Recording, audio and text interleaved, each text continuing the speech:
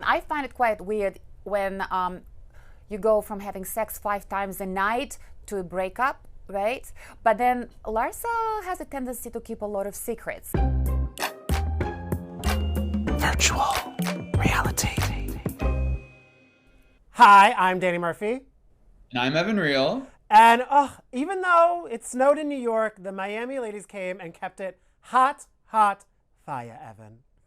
Oh my God, and they came at the perfect time. You had Julia and Adriana in studio just as we find out that Marcus and Larsa are officially donezo, which I didn't see coming, and it didn't seem like they saw it coming. No, it's funny. When I told them that, I'm like, are y'all clairvoyant? Because in the recent episode, they were the two kind of asking questions about Marcus and Larsa, and everyone kind of like pushed them to the side. But it turns out they maybe, I don't know if they knew anything that we didn't know, but maybe they felt something. But they were as shocked as everybody else, they said.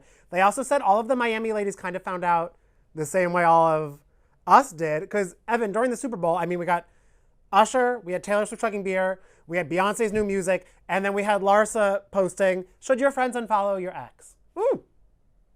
I know, she really just had to make our Super Bowl that much more chaotic. I will say behind Beyonce's new music, Larsa was definitely the top story for me that evening.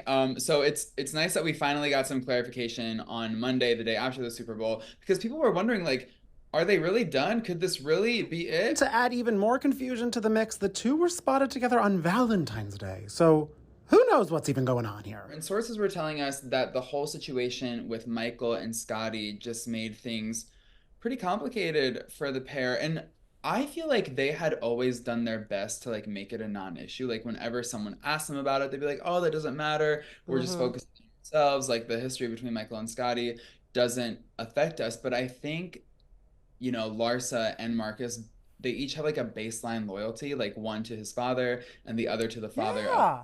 And so I don't know. It's just I feel like they're both family first kind of people, and so like at the end of the day, like nothing's gonna Well, come back. exactly, because that's what Adriana was saying. It was just something that was going to get messier and messier because you have all these people involved where it was like a fun honeymoon phase where they're like, oh, nothing really matters. But when you start dating someone for a while and you start to have the more serious conversations about where you want the relationship to go, what you guys want to do, like, could you imagine them starting to have like wedding talk and then they're like, well, is your dad invited? Is your ex invited with the kids? And then will Marcus want kids? You know what I mean? It gets super, super messy. So I feel that definitely was one of the major avenues of this issue. Even though Julia, she doesn't know if maybe a little jealousy because it could have played a part.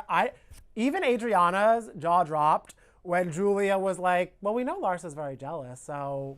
No. We don't know much I don't about know. her relationships and her in general. She keeps secrets. Because she kind of made it seem like they are couple goals. Like they are lovey, supportive. You kind of think that was more of like an act that she was putting on?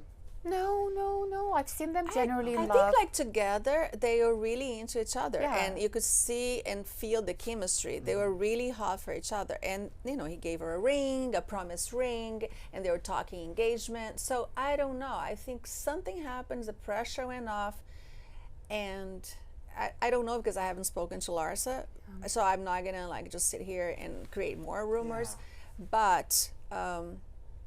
If that's true, she must be really devastated. I feel bad for her, actually. No, because I kind of really expected them, because even on the most recent episode, which was probably going to be very hard for her to watch, like she was like, he wrote wife on the card and everything. I Yeah. kind of was expecting, seeing an announcement on Instagram from her about the relationship, I was expecting engagement, not this. Right? Yeah, yeah. I think we were all thought that the next step would be an engagement.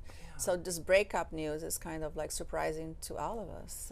Relationship is a hard thing, And I mean, we know Larsa is very jealous.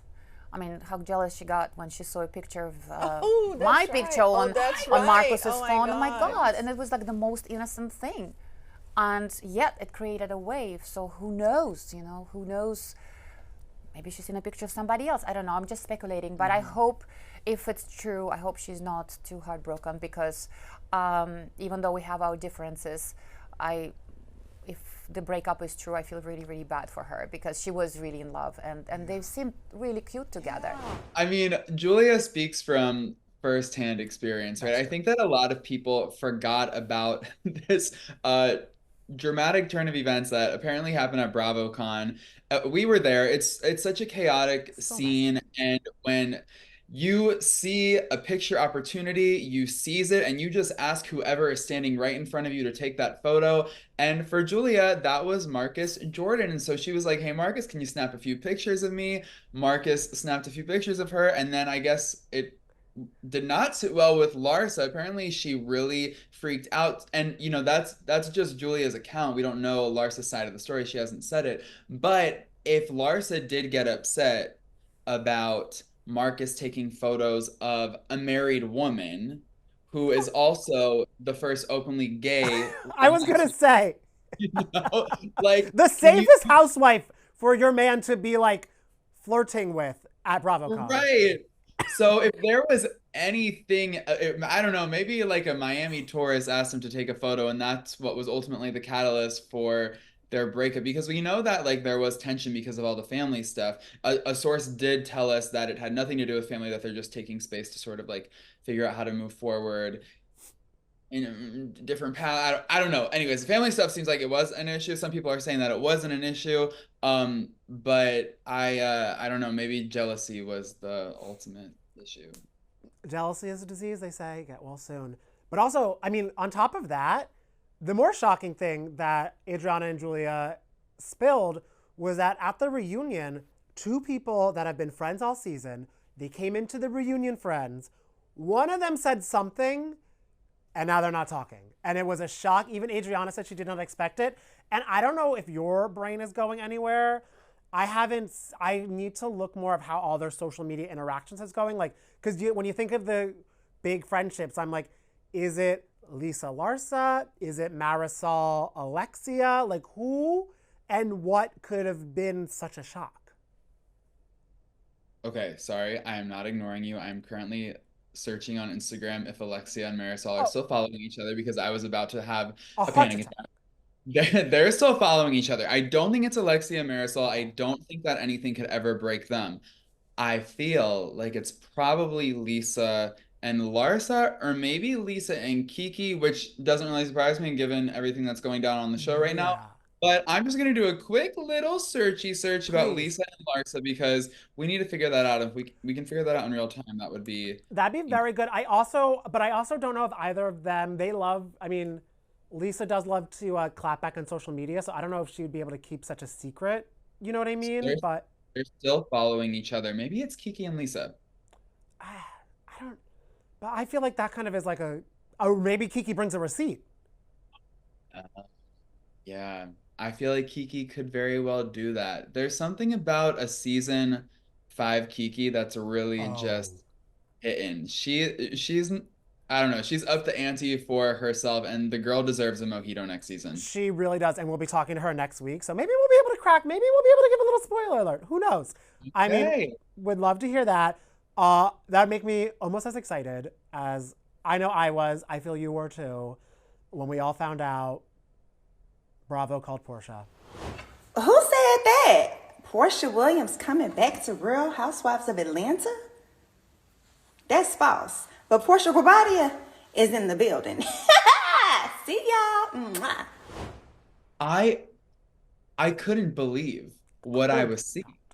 Like I saw that little Insta tease and I was like, wait, is this like actually real life? Because the fans have been begging for this begging. for what seems like such a long time, but she only quit the show like 2.5 years ago. Like it really hasn't been that long, but even like 2 or 3 seasons without Portia does feel like an A eternity, because lifetime. she brought so much to the show, and without her, there was such a massive void. I mean, she's so funny. She's down to fight. Like Oh, she just brings so much like light and brightness to the show. I don't know. The show was definitely missing something without her. So I'm glad that we have her back in the mix, especially now that Candy, who was such a legend in the Atlanta pantheon, she's gone now. So it's nice to have Portia back. And apparently they're rebuilding the cast around Portia. So she is like center oh, point, and she's gonna be like the HBIC, like the queen of Atlanta. I feel like she was always meant for this. this really is the moment they're waiting for. I already saw Kenya commenting on it, like excited to have you, but I guess that is a little She's like, hey, we love each other. Hey, I girl. do wonder, like, I really do wonder how it's going to ultimately impact Kenya because I feel like Kenya over the past several seasons, like she's always been really tight with Candy, who I think is kind of like the unspoken or has been the unspoken queen of Atlanta. There's just like a level of respect that Candy has from everyone that Mhm. like none of the other girls really ever had. And so because Candy and Kenya were always a team or friends, I felt like Kenya wasn't so much in the villain box that she had been during her early seasons because of Kenya her more hair communications. care. I Yes. feel like without Candy, Mm. I feel like she might be pushed back into the villain box, maybe not by producers, but like possibly by fans. I don't know. I've never really seen Kenya as a villain. People I've say she's just a villain, but I've just always saw her as someone who speaks her truth and who entertains me and who exactly. calls the cookie lady. I just think and who has a drum line. I don't if that's a villain. I don't know. That's, I mean, in my book, that's a hero. That's a good time. Yes. The hero and I wonder if Marlo's still going to be in the mix a little bit because people are thinking that it is clean house season there. A lot of people, I mean, we haven't really heard anything from Sonia or Drew in a minute. So I don't really know what's happening with them, but I'm very curious to see. And also, did you see that Porsha not only is coming back, but she got a whole development deal with NBC. So NBC's putting a lot of well-deserved love behind her. And for scripted content. So she's the queen of Atlanta doing her thing on reality TV, but apparently there is an actress era incoming for Portia. So I'm very excited for that for her. And I'm also really thrilled that she was able to make the most out of her return to the Housewives because I'm sure that she probably had like a lot of stipulations. She's probably getting a shit ton of money. And Oh, she was like, if I'm going to hold this peach again and get into the mix and into the mess, like I'm also going to get several Peacock feature films. oh, she's gonna be. You got it. Yeah, She's she gonna be did. having. What? What was Why'd the? you get the EGOT before Candy? Oh. And by the way, Ooh. Flatline by Porsha Williams. Yes. Why are we the only two people that know that song? I mean, Portia probably knows it. I so me, you, and Portia, we all know about Flatline. When I first heard that song, like I flatlined because I thought it was so good, and I'm still flatlining because I don't think that her singing career ever got the respect that it deserves. We have Flatline, and then we have the Fiber One Super Bowl commercial with Melissa Gorga and Sonia Morgan, which also I feel didn't get enough recognition. Yeah, that's true because those are three fan favorites as well. Where is Portia's record deal with Universal Music? You know what? Or maybe she'll sign to Candy Coated Nights. Who knows? You never know. You never, you never know. And what I really don't think I'll ever know is what goes on between Louis and Bo Dietl. I really thought I wouldn't hear the name Bo Dietl again in 2024 or ever again, but here we are. Here we are. So Put on your yesterday, lawyer hat. What's happening? I will try to put on my lawyer hat. I don't know if it fits. It's probably one size too small, so I will do my best to break this down for you. But basically, Bo Dietl and Louis, the Okay. husband of Teresa Giudice, Mm-hmm. they are being sued along with their legal team for allegedly hacking into computers, the computers of another set of lawyers who are the ones suing them. And they allegedly hacked these computers to ascertain sensitive information about Louis' ex-fiance, Vanessa Reiser, who he Oh. was with shortly before getting involved with Teresa. And they've had a Now, lot of legal back and forth a while. So I'm guessing they were trying to get legal information if she was going to be using against Louis to try to like be one step ahead of them. right. And so there was actually the most recent situation, I believe the most recent, was in October of last year. Vanessa tried to get a restraining order on Louis, but it was ultimately dismissed. She did not get the restraining order, but one of the lawyers who testified on her behalf is the one leading the charge in this new lawsuit. Oh Um, gosh. and I don't know, it's messy, it's concerning. I honestly feel really sorry for Teresa. I know. She is with a man who is consistently in the headlines for never a great reason. You know, it's just like whether he's right, whether his ex is right, no matter who's guilty, who's not guilty, like whatever happens, however this shakes out, it must be so incredibly debilitating for Teresa to consistently have to navigate these situations with Louis. A part of me feels like she didn't know that all of this, Would come out. that it would come out, but I feel like when she also got involved with Louis, maybe she just didn't know that he had all this I baggage mean, waiting in the back seat that eventually was going to unpack itself. And so she's posting I boxes of chocolates and flowers for V-Day with him. I don't know if she cares. That's very, and that's the, see, that's the other part. A part of me feels bad for Teresa because I'm like, oh my God, this poor woman. Louis just like keeps putting her through all this drama and struggle and trouble. But like you said, it seems like a big part of her really just doesn't I give a feel shit. I feel she's like, y'all, I went to camp. Bring it on. She's like, do I get coffee in the morning? I feel genuinely, she's like, do I get coffee in the morning? Do I sip my pineapple juice? Do I love my man and do I think he loves me? I'm sure, I think he does have love for her. And then she's just like, the rest is noise. I think she tunes it all out, for better or for worse.